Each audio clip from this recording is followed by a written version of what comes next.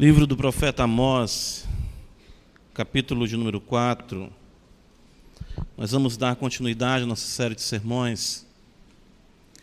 Lembrando os irmãos que têm celular, possam desligá-lo, pôr no modo silencioso.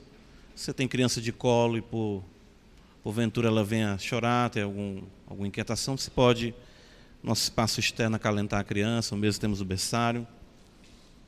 Livro do profeta Amós, capítulo 4, nós vamos ler dessa feita do verso 6 até o fim do capítulo, ou seja, do verso 6 ao verso número 13. Diz-nos assim a palavra de Deus: Também vos deixei de dentes limpos em todas as vossas cidades, e com falta de pão em todos os vossos lugares.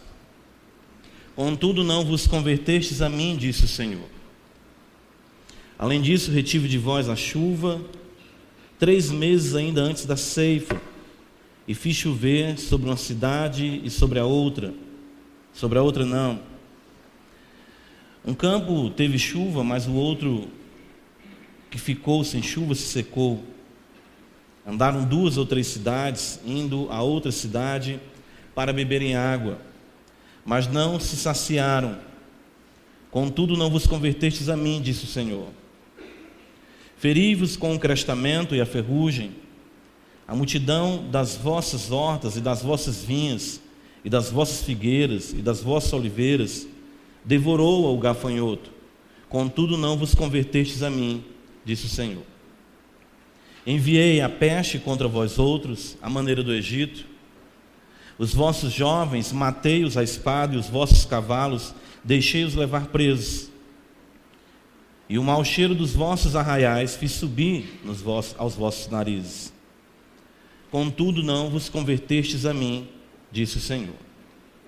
Subverti alguns dentre vós, como Deus subverteu a Sodoma e Gomorra, e vós fostes como um tição arrebatado da fogueira. Contudo, não vos convertestes a mim, disse o Senhor. Portanto, assim te farei, ó Israel. E porque isso te farei, prepara-te, ó Israel, para te encontrares com teu Deus. Porque é Ele quem forma os montes e cria o vento, e declara ao homem qual é o seu pensamento, e faz da manhã trevas e pisa os altos da terra. Senhor, Deus dos exércitos é o seu nome. Amém. Vamos orar ao nosso Deus mais uma vez, suplicando o seu favor. Deus Todo-Poderoso, Criador dos céus e da terra, nosso Pai, a Ti seja dada as ações de graças, o louvor que é devido. Nós e Teu povo assim o fazemos nesse momento, nos prostramos diante de Ti, inclinamos, Senhor, não somente nossas cabeças, mas sim nossos corações, crendo que o Senhor está acima de tudo e de todos, sublime, altaneiro, reina soberanamente, de forma majestosa. Todas as coisas acontecem de acordo com a Tua vontade, com o Teu querer. Nada foge, Senhor, do Teu controle, do Teu domínio, do Teu propósito. Deus soberano, Tu é quem estabelece os reis, Tu é quem os remove. Em Ti está, Senhor, a soma dos nossos dias, o número dos mesmos. Todos estão demarcados, nem um dia mais sequer da vida de ninguém assim existirá. Tu és o Senhor. Os tempos, as estações, as gerações que vêm, as gerações que vão, todas dependem de Ti. Em tudo, Senhor, de fato todas as coisas subsistem em Ti. De Ti é que vem a vida, a respiração e tudo mais. Em Ti nós vivemos, nos movemos e existimos. Nós queremos louvar o Teu nome. Em Jesus Cristo, Teu único Filho, nosso Senhor. Rei da glória, Deus homem, encarnado, vencedor, assunto aos céus, à Tua destra, Senhor, a Ti invocamos. Ó, bendito seja o Teu Santo Espírito, Deus em nós e conosco, que nos regenerou, nos chamou com santa vocação, atingiu nosso peito de forma eficaz, permanente, e nos conduz dia a dia, nos limpa dia a dia, para o momento glorioso da manifestação da glória do Filho do Homem. Eis o Teu povo, Foi tu quem nos chamou, foi tu quem nos fez povo teu e ovelhas do teu pastoreio. Foi a tua voz que cada santo ouviu, foi o teu querer que moveu o querer de cada um de aqui está.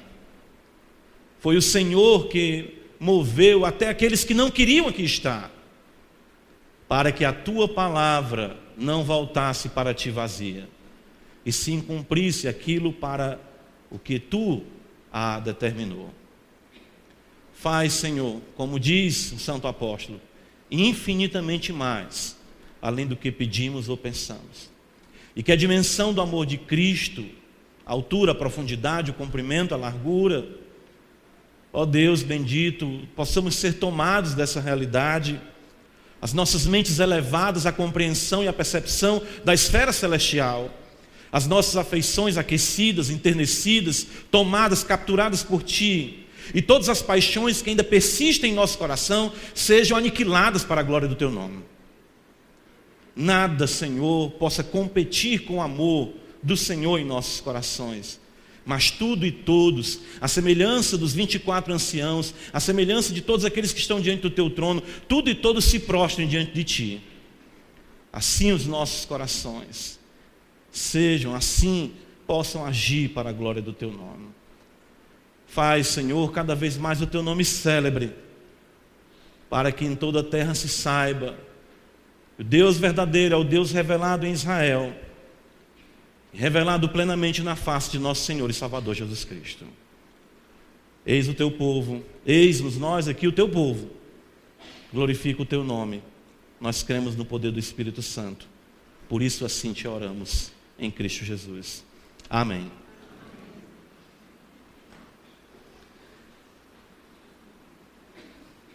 Meus irmãos, nós vimos que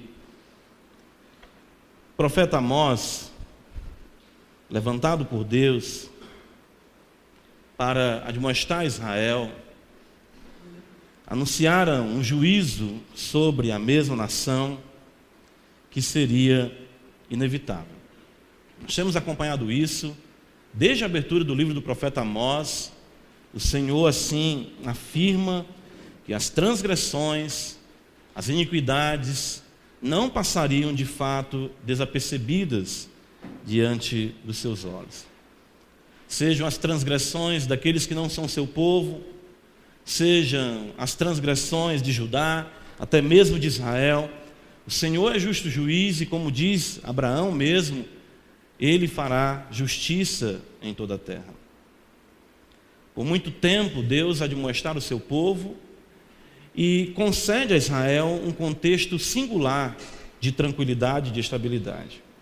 Mas nem aí, nem nesse contexto, Israel se volta para o Senhor Deus.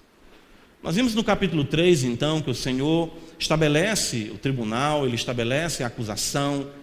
Capítulo 3, 4 e 5 são oráculos mais longos no livro do profeta Amós, como nós já mostramos para os irmãos. Começam com a mesma expressão: ouvi a palavra que o Senhor fala, ouvi esta palavra que levanto como lamentação. O Senhor vai trazer à tona a luz, a terrível realidade dos pecados de Israel, e que o juízo que o Senhor determinara sobre o mesmo não era sem fundamentação, pelo contrário, havia sim muita razão para isso.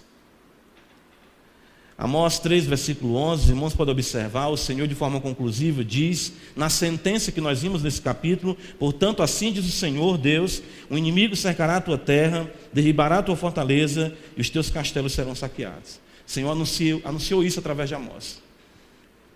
Israel seria arruinada, isso não voltaria atrás, o Senhor assim diz através do profeta.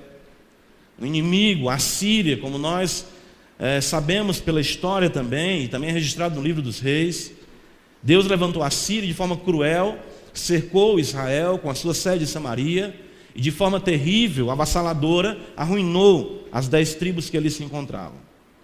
Tão duro foi o juízo de Deus sobre Israel, que nem mesmo as mulheres foram poupadas. De fato, tão duro seria, no contexto de Amós, falando para o povo, o juízo.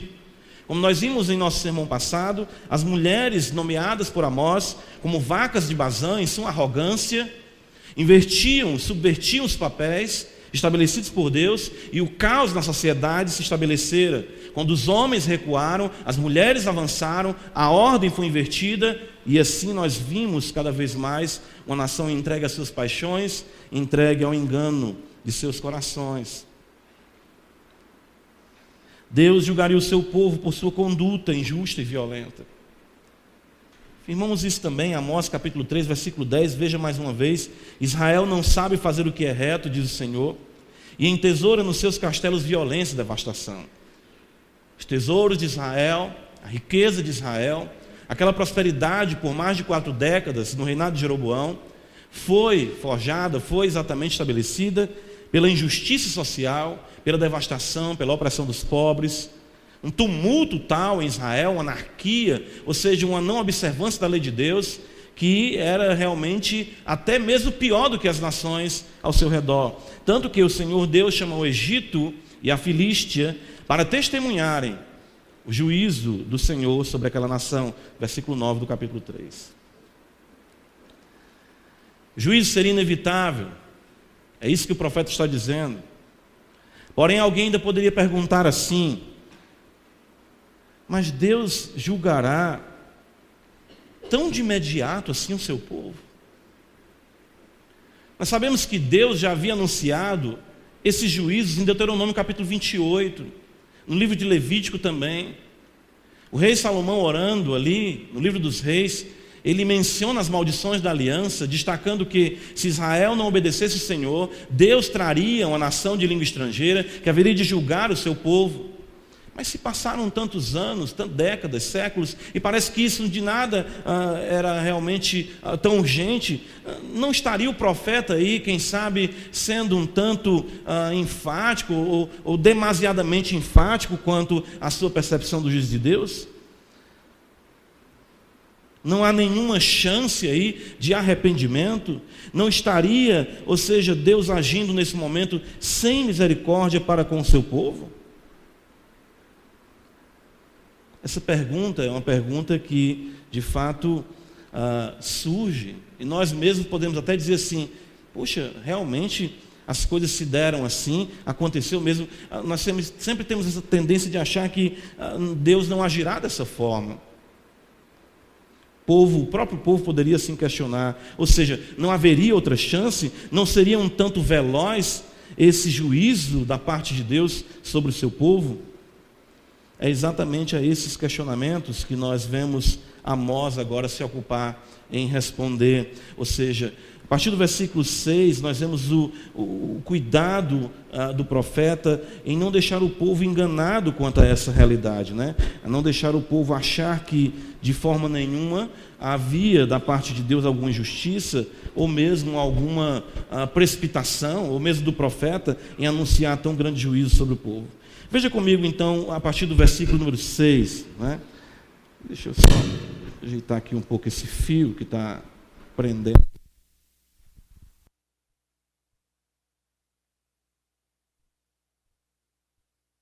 Então, veja, nos diz assim: também vos deixei de dentes limpos. Veja ainda no versículo 7, o Senhor diz: além disso. O versículo de número 8, de fato 9, começa dizendo: feri-vos com o crestamento.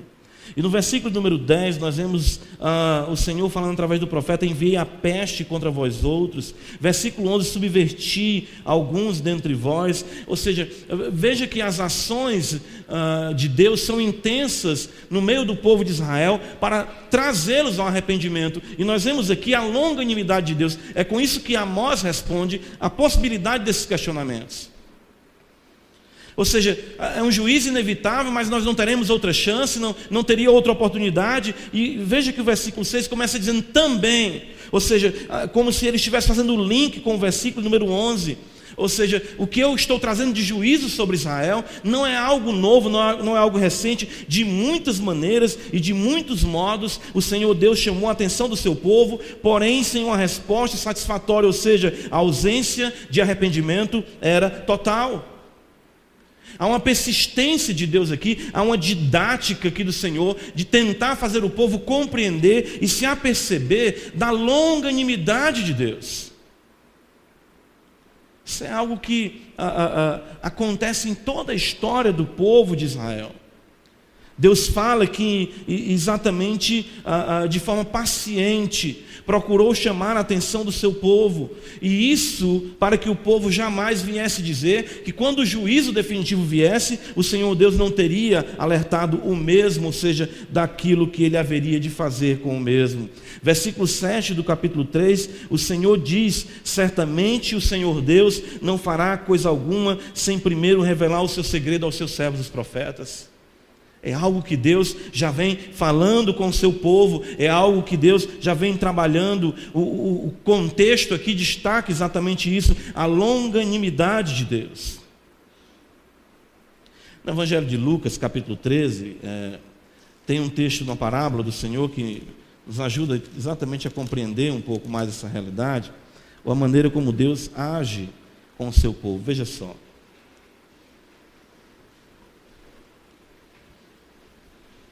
Evangelho de Lucas, capítulo 13, a partir do versículo 6 diz: então Jesus proferiu a seguinte parábola: certo homem tinha uma figueira plantada na sua vinha, e vindo procurar nela fruto, não achou. Pelo que disse ao viticultor: há 3 anos venho procurar fruto nesta figueira, e não acho. Podes cortá-la. Para que está ela ainda ocupando inutilmente a terra? Ele, porém, respondeu: Senhor, deixa ainda este ano, até que eu escave ao redor dela e lhe ponha estrume. Se vier dar fruto, bem está, se não, mandarás cortá-la.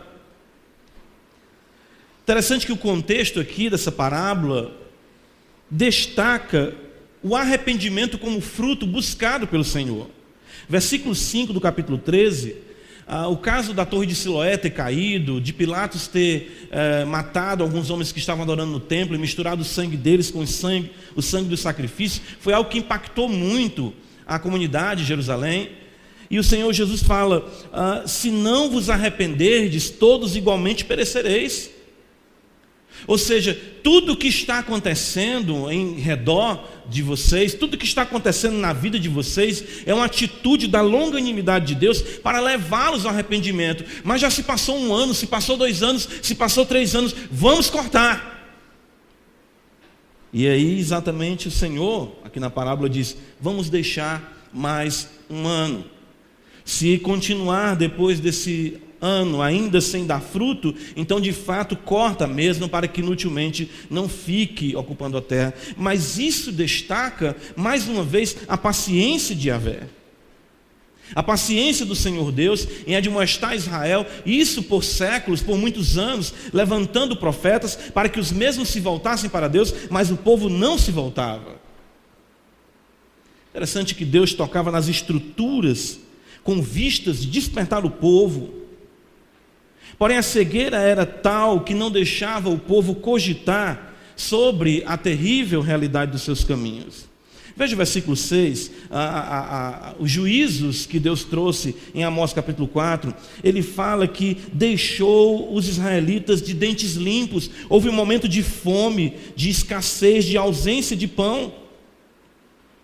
No versículo número 7, Deus reteve a chuva em um lugar e choveu em outro lugar, e uma cidade tinha água, outra cidade não tinha água, um campo teve chuva, outro não teve, um campo ficou frutífero, outro campo secou. As pessoas andaram 2 ou 3 cidades procurando beber água, mas não saciavam a sua sede. Mas nada disso fazia o povo cogitar, pensar que tudo provinha da mão de Deus, e era Deus chamando a atenção daquele povo para que se arrependesse de seus pecados e se voltasse para Ele. O Senhor modifica o clima, o Senhor mexe com as plantações. Veja no versículo número 9, o Senhor fere com o crestamento. A ideia aqui é exatamente de um vento quente que vinha da parte oriental ali da terra e não deixava com que o fruto de fato desenvolvesse, mas o secava. A ferrugem pragas que vinham sobre as plantações, as hortas, vinhas, figueiras, as oliveiras, tudo aquilo que era fundamental à subsistência do povo. Mas o texto diz: contudo, não vos convertestes a mim. Versículo número 10, o Senhor fala que enviou também a morte contra o povo de Deus, a morte precoce. Os jovens eram mortos à espada nas guerras. Nós vemos que o poder bélico de Israel também é desbaratado quando os cavalos são levados presos.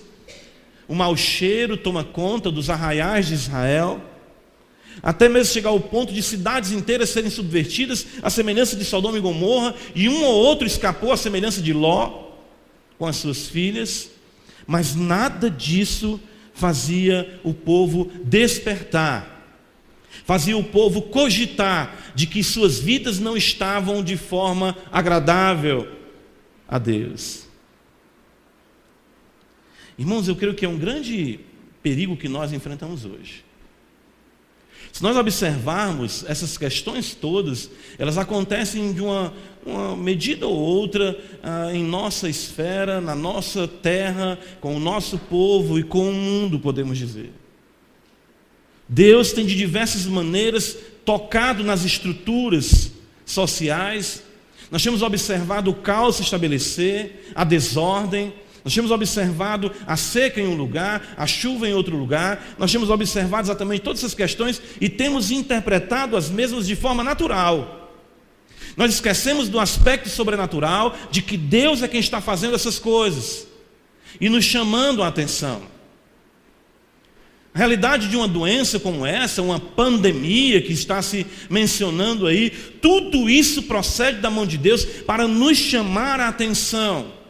Não ficarmos apenas assustados ou considerando como isso é transmissível, ou cuidado com isso, com aquilo, e nós não paramos para pensar de que Deus pode estar, e assim nós cremos pela palavra, julgando o mundo e admoestando nós como igreja, para que não venhamos a fazer daqui o nosso lugar de descanso, de satisfação, de repouso.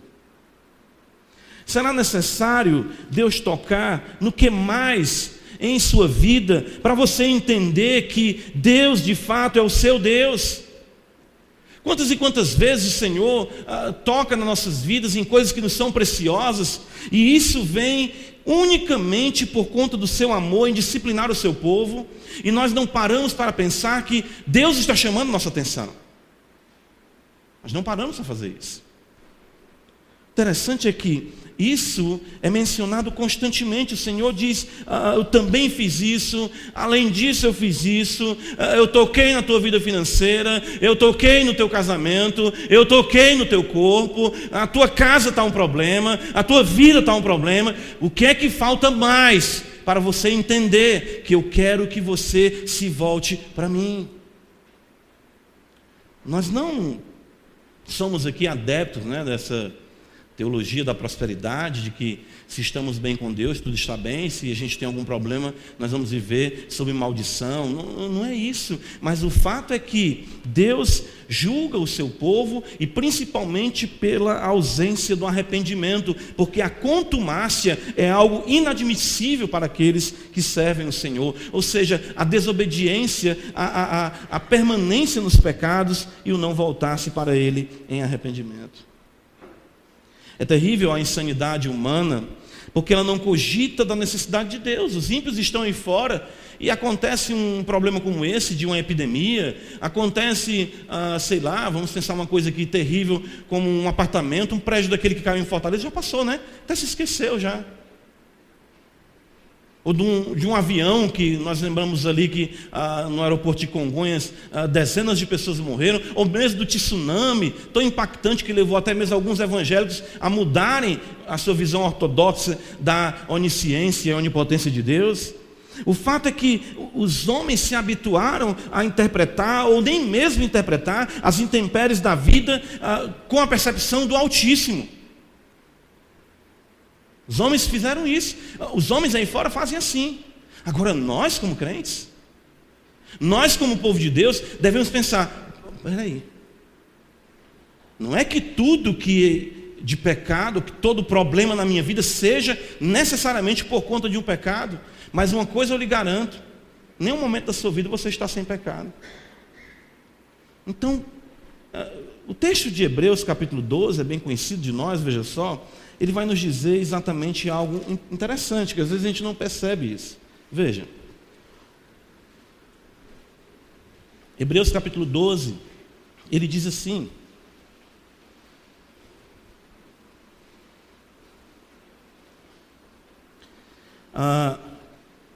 ora, na vossa luta contra o pecado, versículo 4, ainda não tendes resistido até o sangue, e estáis esquecidos da exortação que discorre como a filhos convosco. Filho meu, não menosprezes a correção que vem do Senhor, nem desmais quando por ele és reprovado, porque o Senhor corrige a quem ama e açoita a todo filho a quem recebe. É para a disciplina que perseverais. Deus vos trata como filho, pois que filho há que o pai não corrige? Mas se estáis sem correção, de que todos se têm tornado participantes, logo sois bastardos e não filhos. Todos os crentes constantemente estão sendo disciplinados pelo Senhor em alguma medida. Isso é importante nós entendermos. Deus constantemente está nos admoestando. O Espírito Santo de Deus vem nos admoesta, usa a consciência para dizer: isso está errado, isso não está certo, não prossegue dessa forma, e a gente continua. Quando persistimos em algum pecado específico, tão claro diante de nós, nós não conseguimos dizer não para ele, nos submetemos à paixão, o açoite é mais intenso. O fato é que, por sermos filhos de Deus, Deus não abandonará a vara da disciplina sobre as nossas vidas. Isso é algo muito importante nós compreendermos. Deus está pacientemente, misericordiosamente, longanimamente chamando a atenção dos pecadores, a fim de que os mesmos se voltem para ele e vivam. Precisamos entender isso, precisamos aprender a interpretar a vida, precisamos olhar para as situações e entender: isso é a mão de Deus. Isso é a mão de Deus. Às vezes nós nem percebemos os pecados, né? Existem momentos na nossa vida, e de fato eu creio que isso é muito bom. Você vai crescer na caminhada cristã, faço votos para todos nós como crentes que assim seja, e você vai entender pecados mais profundos, vaidades, arrogância, soberba, pedância, a soberba da vida, sabe, a não percepção da sua pecaminosidade e uma autoestima que você tem de si próprio, são coisas que constantemente Deus vai estar nos açoitando para abandonarmos, para deixarmos. Nós vemos então o trato de Deus com o povo de Israel vinha se prolongando por séculos. E o povo não se voltava para ele, o povo continuava com o culto falso, com a ordem social invertida, ou seja, mulheres assumindo a liderança dos lares, homens recuando nos seus papéis, a violência, a corrupção, e Deus levantando profetas, Deus fazendo ter seca num lugar, Deus agindo de outra forma em outro lugar, jovens morrendo à espada, e ninguém parava para dizer: isso é a mão de Deus. Isso é algo muito grave, muito perigoso de se viver, sem se cogitar, sem se ponderar exatamente no que está acontecendo. O profeta Ageu, veja comigo a escritura, ele vai ter isso de forma bem intensa. O texto diz para nós, o Senhor fala exatamente também aqui, que ele está punindo o povo. Aqui é uma realidade após exílio.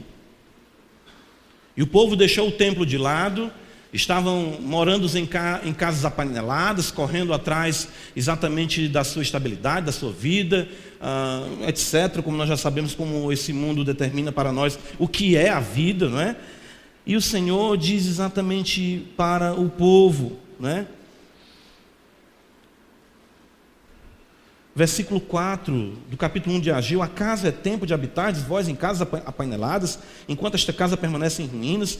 Ora, pois, assim diz o Senhor dos Exércitos: considerai o vosso passado. Tendes semeado muito e recolhido pouco, comeis, mas não chega para fartar-vos, bebei, mas não dá para saciar-vos, vestivos, mas ninguém se aquece, e o que recebe o salário, recebe para pô-lo num saquetel furado. Assim diz o Senhor dos Exércitos: considerai o vosso passado. Considerai. E é interessante que a pessoa muitas vezes tem todas essas coisas, da comida, da bebida, da roupa, da casa e tudo mais, mas nada disso preenche, planifica. A vida é uma vida de lástima, de tristeza, pela não vivência de uma realidade íntegra na presença de Deus. Constantemente o profeta, ele vai exatamente fazer isso, de se considerar o passado, de se observar o que está acontecendo. O profeta Ageu, ele vai ser também muito recorrente nessa expressão. Volta para Amós capítulo 4 comigo. O que o Senhor Deus busca de nós? Por que essa insistência de nos açoitar? Por que essa insistência exatamente de nos disciplinar? Não é? Por que tanto isso?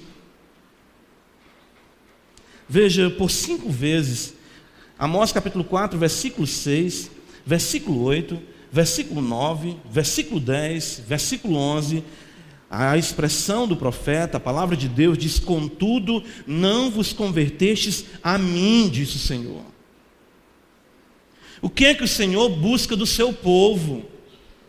O que é que Deus busca de mim e de você? Unicamente conversão, voltar-se para Ele, voltar-se para o próprio Deus. O que Deus quer unicamente é que você entenda que Ele é o único ser capaz de preencher a tua vida. Deus não precisa de nada. O que Ele busca de mim e de você? Não é dízimo, não é oferta. Isso são exatamente pontos que demonstram a nossa fidelidade e amor. Mas Deus não precisa de nada. Os sacrifícios que Israel apresentava, Ele diz: eu não como carne de animais, eu não bebo sangue de animais. Podem cortar toda a madeira do Líbano e matar todas as alimárias do campo, ainda não seria suficiente para agradar o Senhor Deus. Salmo 24 diz que do Senhor é a terra, a sua plenitude, o mundo e aqueles que nele habitam. Tudo pertence a Ele. Paulo, em Atos 17, diz que nele nós vivemos, nos movemos, existimos, porque dele é que procede a vida, a respiração e tudo mais. Deus não precisa de campanha, de voto, no sentido de se barganhar alguma coisa com Deus. Eu vou jejuar para ter uma vitória, eu vou fazer uma campanha. Eu já vi gente fazendo jejum até de internet. Vou jejuar na internet, eu nunca vi isso. Jejum da internet, jejum, vou fazer isso para obter uma vitória, não. O que Deus quer exatamente é que o povo, o seu povo se volte para Ele, voltar-se para Yahvé, seria a vida de Israel. Da mesma forma que nós vemos o Senhor dizendo: não vos converteste, Ele fala a mim, por 5 vezes a mim, a mim, a mim, a mim, Ele fala. Ele sabe que a sua, a minha e a nossa maior necessidade é Ele, é o Senhor Deus. Voltar-se para Ele consiste em arrepender-se. A palavra utilizada aqui por Amós simplesmente diz voltar. Vire, mude de rumo. Para onde você está indo, o que você está fazendo, pare tudo e volte para Ele. Da mesma forma que essa palavra, como nós falamos do profeta Ageu, de considerar o passado, constantemente tenho pensado na igreja de Éfeso que o Senhor fala: lembra-te, pois, de onde caíste, lembra-te, pois, não foi de repente você começou a colocar a minha vida, o meu preceito, a minha palavra em segundo plano. Volte, considere o passado, lembra-te, pois, de onde caíste, volta para mim. Conversão, ela vai ter, como nós falamos, como fosse uma moeda, né? As duas faces, o arrependimento e a fé. O texto diz: contudo não vos convertestes a mim. O povo sofria, o povo recebia juízo de Deus, as coisas davam tudo errado. Se era o juízo no pão, se era o juízo na água, se era o juízo vindo na casa, na sociedade, e ninguém se voltava para o Senhor, ou seja, ninguém parava para dizer: Senhor, nos perdoa os nossos pecados. Qual foi a última vez que você reuniu a sua família e disse: Senhor, perdoa os pecados meus, os pecados da minha esposa, os pecados dos meus filhos? Jó, quando seus filhos terminavam o rodízio de banquete nas suas casas, ele oferecia sacrifício a Deus, dizendo: talvez algum dos meus filhos tenha blasfemado contra o Senhor. Havia essa preocupação, o arrependimento daqueles que de fato seguem a Deus. Conversão vai consistir no arrepender-se do caminho que estamos equivocadamente trilhando e crermos, ou seja, confiarmos na palavra de Deus, no que Ele está dizendo. Abre comigo no livro do profeta Miqueias. Irmãos, o que está acontecendo hoje é algo muito complicado.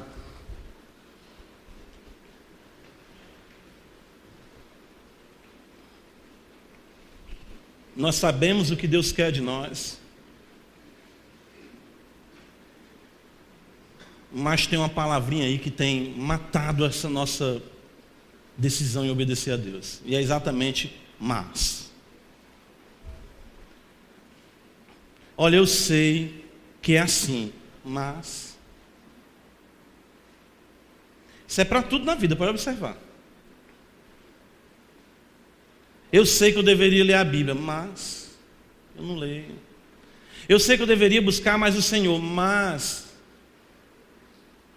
eu sei que eu deveria ter um compromisso maior com o reino de Deus, mas eu tenho que me adequar, não posso ficar para trás. Miqueias capítulo 6, veja o livro do profeta Miqueias. Versículo número 8, ele vai dizer exatamente isso. E que palavra bela! Ele te declarou, ó homem, o que é bom e o que é que o Senhor pede de ti. A ideia aqui de pedir não é suplicar, mas é o que Ele demanda de ti.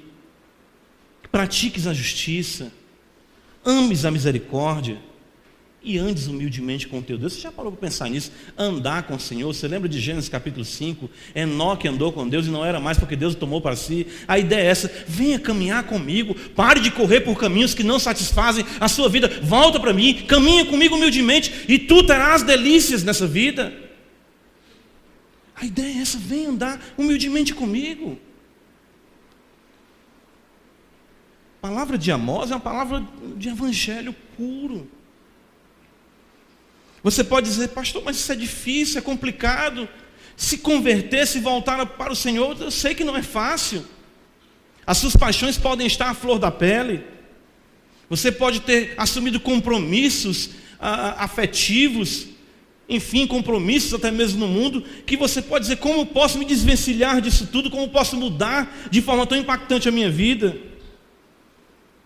Livro de Lamentações, capítulo 5. O profeta e Jeremias já destaca a ruína de Judá, né? Logo após o exílio. Nós vemos a Síria subjugar Israel no ano 722, e no ano 586 a.C. a Babilônia subjuga Judá.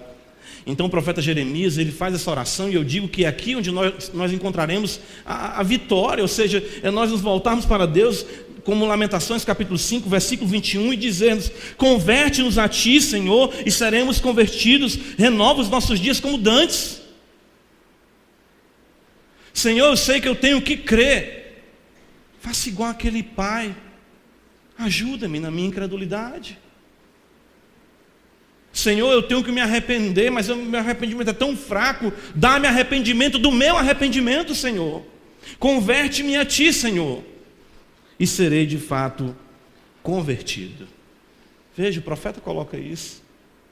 Ou seja, todo esse trato de Deus com o povo de Israel, a palavra do profeta Amós, creio sempre sim que visava alcançar corações do remanescente, do povo eleito, do Israel dentro de Israel, que de fato pertencia a ele.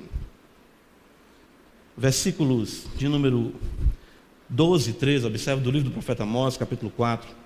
Nós vemos então aqui, de uma forma muito bela, o profeta desaguando naquilo que eu quero chamar de o grande encontro. Versículo número 12, veja, está escrito: portanto, assim te farei, ó Israel.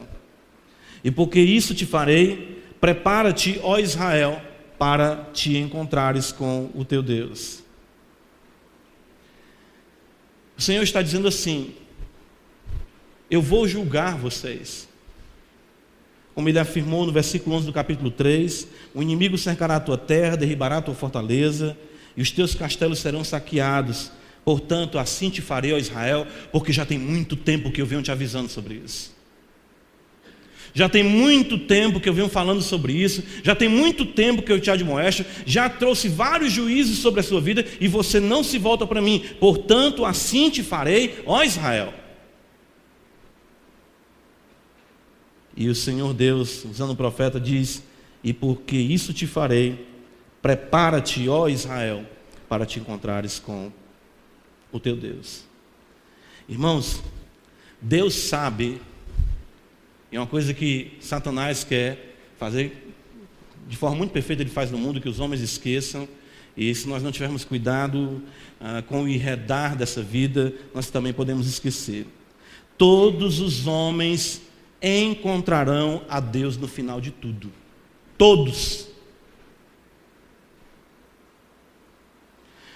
No contexto de Israel, o aviso consistia no juízo inevitável que sobreviria após tantas admoestações, após tantos juízos pontuados, após tantas advertências.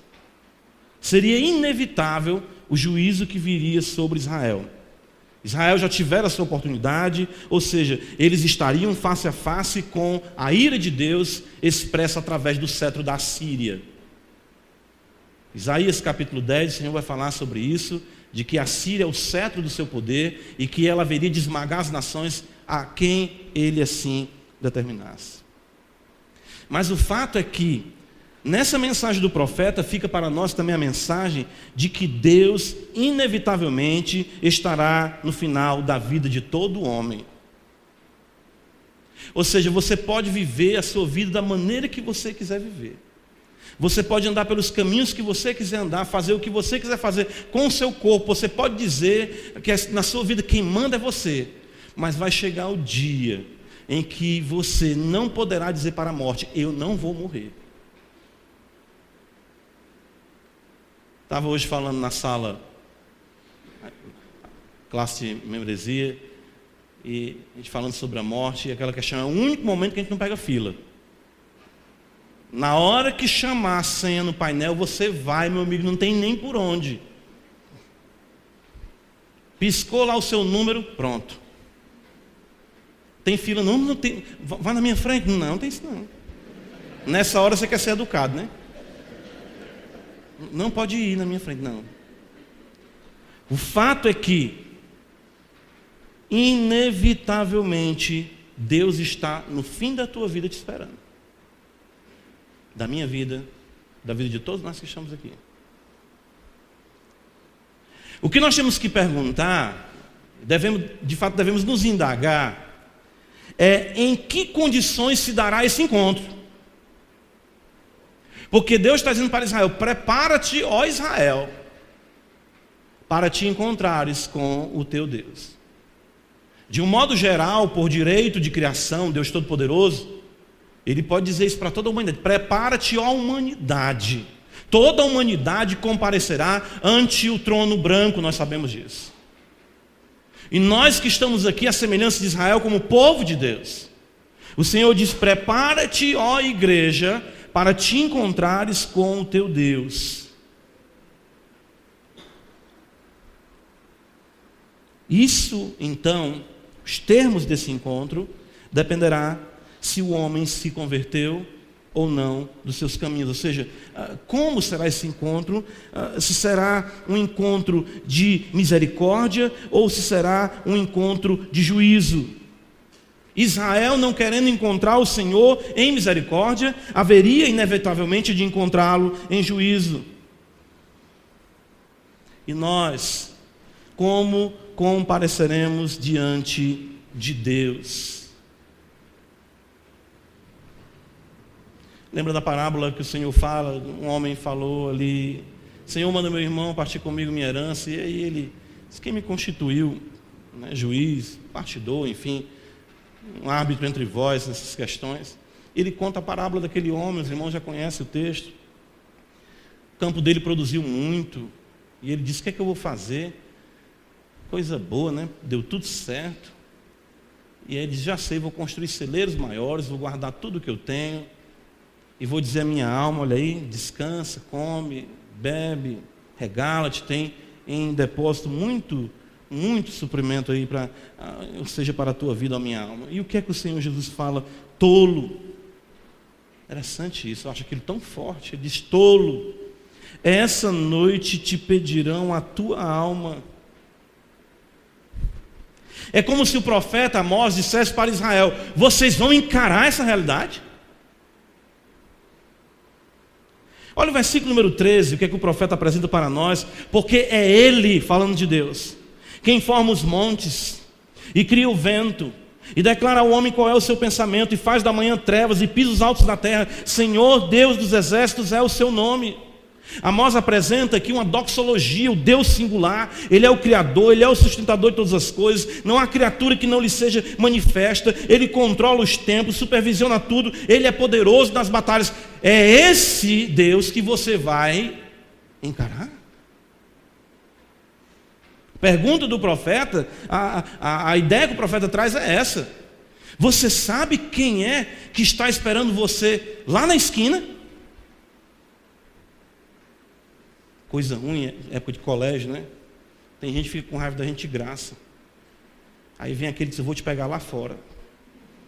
Rapaz, eu não consegui estudar, o rapaz me jurou e eu fiquei perturbado. Eu não consegui estudar, e aquele negócio, como é que eu ia fazer? Todo dia de aula, tem até me lembro um filme que eu assisti quando eu era criança, que o nome do filme é Te Pego Lá Fora. E a questão aqui é que o profeta diz: prepara-te. Vamos pensar no Amós cearense? Destar.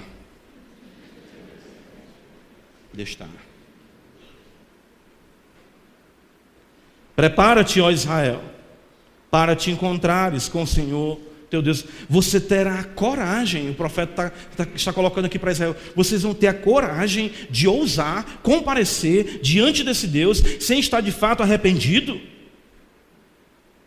Não faça isso. O triste é que os caminhos de Israel inevitavelmente os levariam a um contexto de juízo, como nós vimos. Mas claro que para aqueles que se arrependeram, eles clamaram, e o Senhor, na sua bondade, embora alguns possam ter morrido no cerco ou pela espada, com certeza estão com o Senhor. Mas o que dizer para nós, a nossa vida, em que tantas vezes, em tantos momentos, Deus está chamando a sua atenção, a minha atenção. O fato de você estar aqui domingo após domingo, o fato dos seus pais orarem por você, o fato de você crescer dentro de um lar cristão, o fato exatamente, ou seja, propício de uma igreja com as portas abertas e a proclamação da palavra, tudo isso acontecendo, ou seja, o fato de Deus tocar a tua vida, circunstâncias equivocadas, problemas acontecendo, males se acometendo, nada disso desperta você. Veja como Deus é longânimo. Deus é longânimo. É essa mensagem que o profeta Amós apresenta para o povo de Israel. Ou seja, o julgamento de vocês não é algo sem razão, não. Deus, com muita paciência, tem tratado a vocês, ao povo de Israel. Há muito tempo Ele chama a sua atenção. Não abuse da bondade de Deus. Não ouse protelar o arrependimento. Eu coloquei aqui uma frase aqui na conclusão, que é de um cântico, os irmãos vão conhecer, que diz assim: amanhã pode ser muito tarde. Eu no meu calvinismo pedante, né, tem um calvinismo pedante, quando você descobre o calvinismo, você, ninguém se arrepende, é Deus que arrepende. Vamos com calma. Mas o cântico diz: amanhã pode ser muito tarde. hoje Cristo te quer libertar.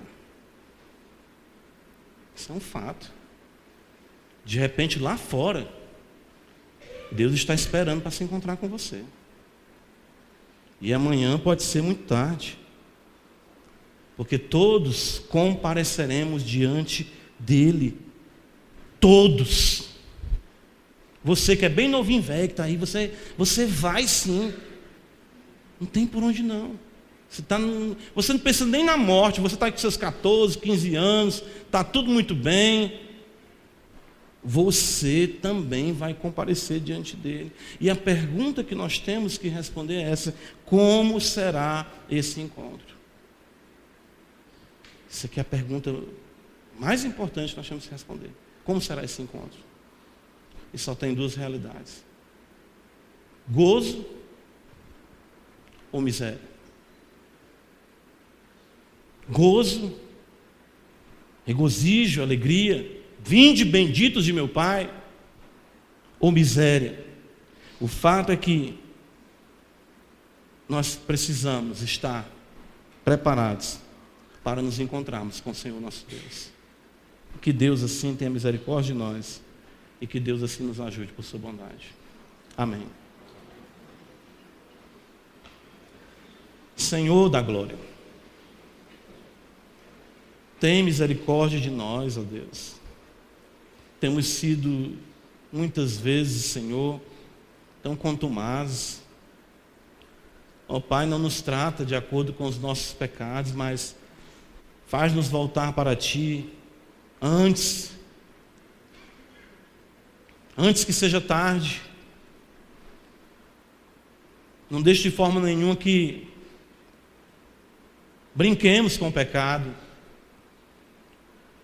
mas que possamos correr para Ti, nos voltarmos para Ti, porque Tu é a nossa vida, a nossa alegria.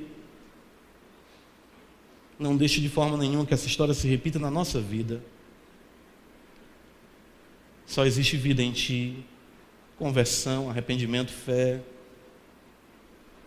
Ajuda, Pai, Senhor, em Cristo Jesus, aqueles que aqui adentraram com a sua vida açoitada por tantas coisas. Se é a Tua bondade, se é a Tua misericórdia, que depois dessa sequência de açoites, essa palavra chega e diz para essa vida: hoje é o dia do encontro com o Senhor. Dá o arrependimento, Senhor. Dá, Senhor, a fé nesta palavra pregada, a palavra do Senhor. E a guinada na vida, a mudança de vida, o compromisso contigo para a glória do Teu nome. Ó Senhor, porque naquele dia nós não queremos ouvir da boca do Senhor: apartai-vos de mim. Não, Senhor, nós queremos ouvir da boca do Senhor: vinde benditos de meu Pai, entrai e tomai posse do reino que vos está preparado desde a fundação do mundo. Ajuda-nos, Senhor. Prepara-nos, Senhor, para nos encontrarmos contigo. Converte-nos a Ti e seremos de fato convertidos. Renova os nossos dias como dantes, para que possamos viver para o louvor e glória do Teu nome, em Jesus Cristo, nosso Senhor. Amém.